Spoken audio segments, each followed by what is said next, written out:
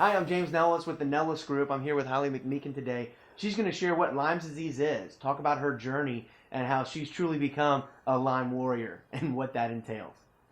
They say you either slowly go off the cliff to Lyme disease or you just fall off the cliff to Lyme disease.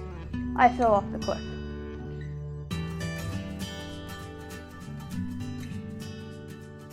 I was a very active jogger. I was finishing my master's degree, and we were also planning a move. And all of a sudden, one day I woke up with the worst neck pain I've ever experienced. And then 3 days later, I was unable to walk. And from there, I spent about 10 weeks in bed. I went to the hospitals, I went to rehab, and none of them knew what I had. They just told me it was in my head, which is not uncommon for Lyme patients.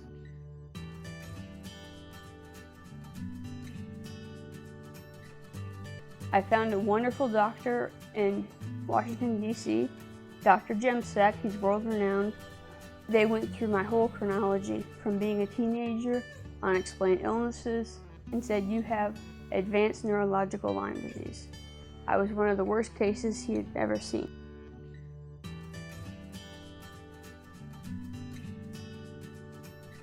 The Infectious Disease Society of America claims there's no such thing as chronic Lyme disease.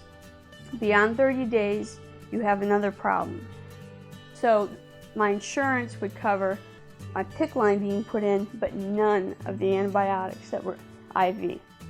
My oral antibiotics were taken, but everything else was on us. So there are people who go into bankruptcy. I've been extremely fortunate to have family and friends and my church who have helped me out, not necessarily financially, but keeping my spirits up, because it's a huge task to be taking all this medicine that you know that you need, but at the same time is completely robbing your wallet.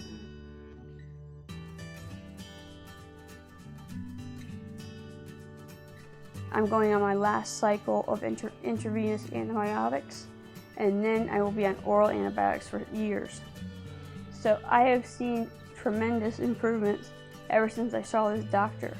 I'm actually at a place I never thought I would be. I'm actually able to go to physical therapy and have use of my right leg. I have full use of my right hand, and I have a AFO, an ankle foot orthotic, that helps me to walk for the first time in almost 2 years. I was able to put normal shoes on. There's a lot of other things that were very basic that we take advantage of. Being able to feed yourself and brush your teeth. All those things I had to relearn. And it's almost like having a stroke and you're piece by piece getting things back. But I feel very hopeful. Well, you just heard an interview with Holly McMeekin, who's a dear friend of ours, and as you heard, has struggled for many years with Lyme disease. And it's our privilege and honor to be able to partner with Holly and Lisa and all the other clients that we know that have this disease and bring it to the awareness of the general public of how we can help today.